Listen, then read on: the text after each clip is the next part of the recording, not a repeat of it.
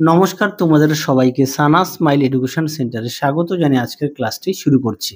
আজকে তোমাদের সঙ্গে আলোচনা করব তোমরা যারা সপ্তম শ্রেণীর তৃতীয় পর্যায়ক্রমিক মূল্যায়ন পরীক্ষা দেবে তোমাদের জন্য রায় ও মার্টিন প্রশ্ন বিচিত্রা থেকে আজকে সমাধান করব সপ্তম শ্রেণীর পরিবেশ ও বিজ্ঞান বিষয় মডেল নাম্বার 1 অর্থাৎ 1 নম্বর স্কুলের যে সমস্ত ছোট ও বড় প্রশ্নগুলি আছে তার সমস্ত প্রশ্নের উত্তরের সমাধান করে দেখাবো। চলো দেরি না করে মূল বিষয়ে যাওয়া যাক। তার আগে বলি তোমাদের আগের বিষয়গুলো রায় ও মার্টিন প্রশ্ন বিচিত্রা থেকে সমাধান করে দেওয়া আছে, তোমরা যারা এখনো দেখোনি আমাদের প্লে লিস্টে গেলে পেয়ে যাবে।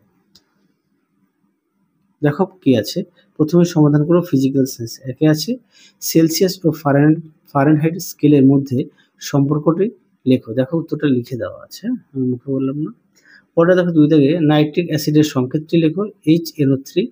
3 দেখো ঘনীভবনের সময় লিনতাপ গৃহীত না বর্জিত হয়, উত্তরটা লিখব লিনতাপ বর্জিত। 4 দেখো কোন রশ্মি চোখের পক্ষে ক্ষতিকর, উত্তরটা লিখব অতি বেগুনি রশ্মি। 5 দেখো পরিবর্তনশীল যোজ্যতা আছে এমন একটি ধাতুর নাম লেখো, উত্তরটা লিখব লোহা। 6 দেখো মানুষের পাকস্থলীতে কি অ্যাসিড উৎপন্ন হয়, উত্তরটা লিখব HCl। হ্যাঁ, উত্তরটা লিখব HCl। আশা করি দেখতে পাচ্ছ পেজটা একটু ছিঁড়ে গেছে, হ্যাঁ দুঃখিত, HCl। আচ্ছা, তোমাদের কাছে একটা প্রশ্ন রাখলাম, অবশ্যই কমেন্ট বক্সে উত্তরটা দেবে। HCl এর সংকেতটির নাম কি? পরবর্তী দেখো 7 দাগের বায়োডিগ্রেডেবল পলিমার বলতে কি বোঝে। দেখো প্রশ্নের উত্তরটা আমি লিখে দিয়েছি উপরে, যে যেগুলো প্রাকৃতিক প্রক্রিয়ায় নষ্ট হয়ে যায় তারা জৈব ভঙ্গুর নামে পরিচিত বা বায়োডিগ্রেডেবল পলিমার নামে পরিচিত। পরবর্তী দেখো কি আছে, বলের সঙ্গে পাওয়া যায় নিউটনের কোন গতিসূত্র থেকে, উত্তরটা লিখব নিউটনের প্রথম গতিসূত্র থেকে। পরবর্তী দেখো শূন্যস্থানে পড়ে কি আছে, একে আছে পদার্থের অবস্থা পরিবর্তনের সময় পদার্থের উষ্ণতা অপরিবর্তিত থাকে। 2 দেখো ভর সংখ্যা ইকুয়াল টু প্রোটন সংখ্যা প্লাস নিউট্রন সংখ্যা। 3 দেখো কার্য ইকুয়াল টু বল ইন্টু সরণ। 4 দেখো আপেলে ম্যালিক অ্যাসিড থাকে। 5 দেখো খাবার সোডা জলীয় দ্রবণে পিএইচ এর মান 7 এর বেশি। 6 দেখো ক্ষারীয় দ্রবণে লাল লিটমাস নীল হয়। 7 দেখো পোড়াচুনের সংকেত CaO। 8 দেখো নেপচুনিয়ামের চিহ্ন হলো NP। পরবর্তী দেখো কি আছে, এ দাগে মাটির কলসির জল ঠান্ডা থাকে কেন। দেখো প্রশ্নের উত্তরটি তোমরা এখান থেকে এই অবধি লিখবে। পেজ নাম্বারটা দেখো 13, এখানেও দেওয়া আছে পাঠ্য বই 13। পরবর্তী দেখো বি দাগ কোনো উষ্ণতা সেলসিয়াস ও ফারেনহাইট স্কেলের পাঠ সমান হবে নির্ণয় করো। দেখো উত্তরটি, দেখো প্রশ্নের উত্তরটি, প্রশ্নটা দেখে নিও, উত্তরটা দেখো। পরবর্তী প্রশ্ন ছিল 2 দাগের চিত্র সহ সূচিচিত্র ক্যামেরার কার্যনীতি ব্যাখ্যা করো। দেখো প্রশ্নের উত্তর, দেখো তোমরা এই প্রশ্নের উত্তরটা এটা লিখতে পারো। হ্যাঁ, পরবর্তী প্রশ্ন দেখো কি আছে, 3 দাগের নিউটনের প্রথম গতিসূত্রটি লেখো। দেখো প্রশ্নের উত্তরটি নিউটনের প্রথম গতিসূত্র, পাঠ্যবইয়ের পেজ নাম্বার 76। পরবর্তী প্রশ্ন দেখো 4 দাগে মানবদেহে অ্যাসিড ও ক্ষারের ভারসাম্য প্রধানত কোন দুটি বিষয়ের উপর নির্ভর করে, উত্তরটি দেখো। প্রশ্নের উত্তরটি দেখো তোমরা, দেখো অ্যাসিড ও ক্ষারের ভারসাম্য নিম্নলিখিত বিষয়ের উপর নির্ভরশীল। 1 নম্বর আর 2 নম্বর দুটি পয়েন্ট দেওয়া আছে, এখান থেকে এই পর্যন্ত লিখবে। পরবর্তী প্রশ্ন দেখো 5 এ দেখো ফর্মিক অ্যাসিডের সংকেত লেখো। দেখো HCOOH। পরে দেখো অ্যাসিড ও ক্ষারের ধর্মের তুলনা করো। দেখো প্রশ্ন উত্তরটি, অ্যাসিড ও ক্ষারের পার্থক্য অবশ্যই তোমরা বিষয়গুলো উল্লেখ করবে। পরবর্তী দেখো কি আছে, 6 এ দাগ ত্বরণের এককে প্রতি সেকেন্ডে কথাটি 2 বার ব্যবহৃত হয় কেন, উত্তরটি দেখো। দেখো উত্তরটি, দেখে নিও উত্তরটি। দেখো উত্তরটি তোমরা এখান থেকে ঠিক এই পর্যন্ত লিখবে। পরবর্তী দেখো বিদাগের মাছের জলে সাঁতার কাটা নিউটনের তৃতীয় গতিসূত্রের সাহায্যে ব্যাখ্যা করো। দেখো প্রশ্নের উত্তরটি তোমরা ঠিক এখান থেকে লিখবে। দেখো উত্তরটি এখান থেকে লিখবে, ঠিক এই পর্যন্ত লিখবে। পরবর্তী প্রশ্ন দেখো, আচ্ছা 7 দাগের 7-এর এ দাগে দেখো একটা বিক্রিয়া দেওয়া আছে, সমীকরণ দেখে নিও তার উত্তর। দেখো এখানে বলেছে বিক্রিয়ার সমীকরণ দেখে সেগুলি কি ধরনের বিক্রিয়া লেখো। আচ্ছা দেখো 1 দাগেরটা হবে বিয়োজন বিক্রিয়া, 2 দাগেরটা হবে প্রত্যক্ষ সংযোগ বিক্রিয়া, আর তারপরে 3 দাগেরটা হবে প্রতিস্থাপন বিক্রিয়া। প্রতিস্থাপন বিক্রিয়া। পরবর্তী দেখো কি আছে, 8-এর এ আমাদের শরীরে আয়োডিনের গুরুত্ব লেখো। আচ্ছা এখানে একটা সমতা বিধান আছে, এখানে এটা 4 হবে, হ্যাঁ এটা 4 হবে। তারপরে দেখো 8-এর আমাদের শরীরে আয়োডিনের গুরুত্ব, দেখো প্রশ্নের উত্তর দেখে নাও। দেখো উত্তরটি তোমরা এখান থেকে লিখবে, ঠিক এই পর্যন্ত। দেখো আয়োডিনের কাজ, অনুরূপ প্রশ্ন এই পর্যন্ত লিখবে। পরবর্তী দেখো পলিমার বলতে কি বোঝো, দেখো প্রশ্নের উত্তর। দেখো পলিমার এখান থেকে এই পর্যন্ত লিখবে। এবার দেখো লাইফ সায়েন্সের সমাধান করব, কি আছে এর ঠিক উত্তরটা নির্বাচন করো। একে আছে কোলাজেন প্রোটিন পাওয়া যায়, উত্তরটা লিখবে উপস্থিত, অপশন সি। 2 দেখো রেসারপিন পাওয়া যায় যে গাছ থেকে, সেটি হলো সর্পগন্ধা, অপশন বি।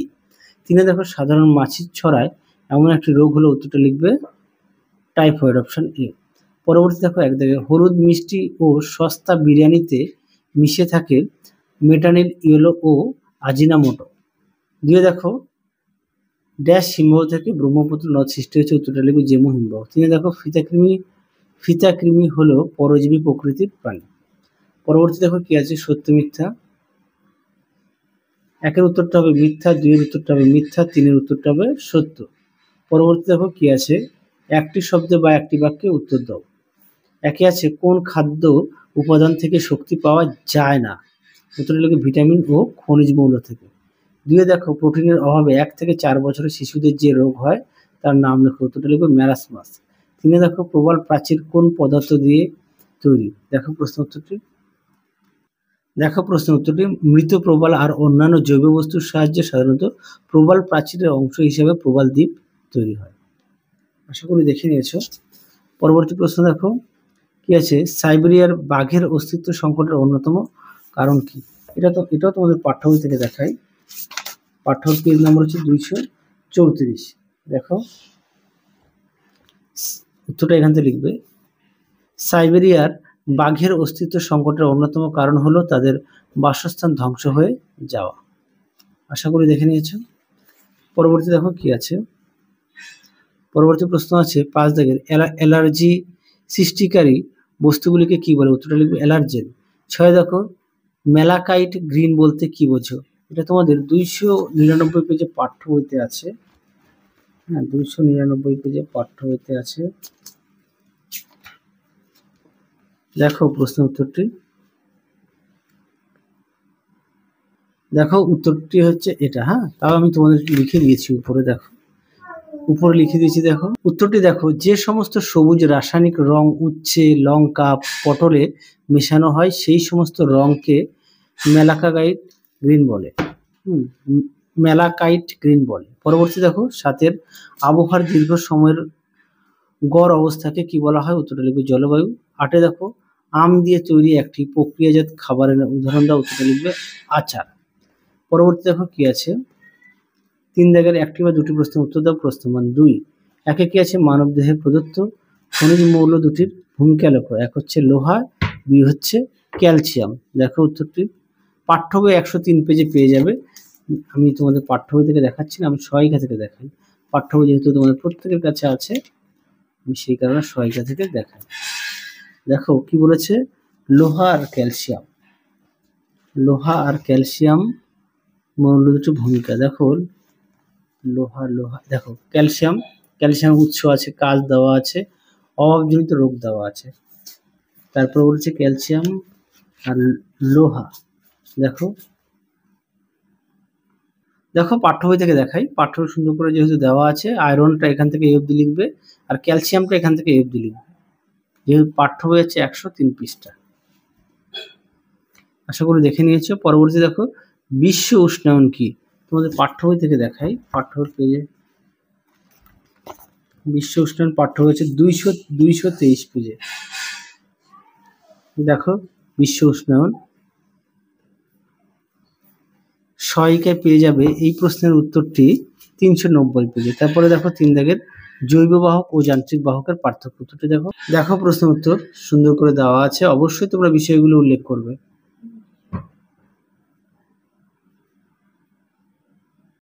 পরবর্তী প্রশ্ন দেখো 4-এর দ্রাব্যতা অনুযায়ী ভিটামিনকে কতগুলি ভাগে ভাগ করা যায়, উদাহরণ সহ লেখো। দেখো এখানে দেওয়া আছে ভিটামিনকে 2 ধরনের ভাগ করা যায়, একটা হচ্ছে তেলে আর আছে জলে।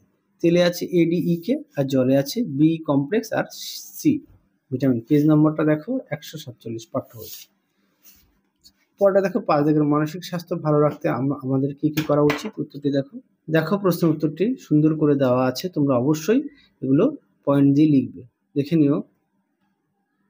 পরবর্তী প্রশ্ন দেখো 4-এর 1 দাগ উদ্ভিদের খাদ্য তৈরিতে আলোর ভূমিকা লেখো। এটা তোমাদের পাঠ্য বইতেও পেয়ে যাবে, দেখাই।